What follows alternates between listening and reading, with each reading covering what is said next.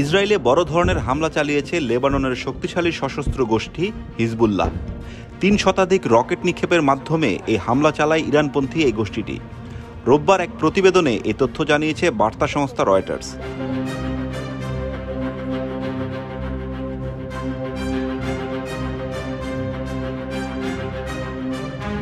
প্রতিবেদনে বলা হয়েছে, হিজবুল্লাহ এবং ইসরায়েল উভয়ে একে অপরের বিরুদ্ধে বড় আকারের সামরিক অভিযান ঘোষণা দিয়েছে।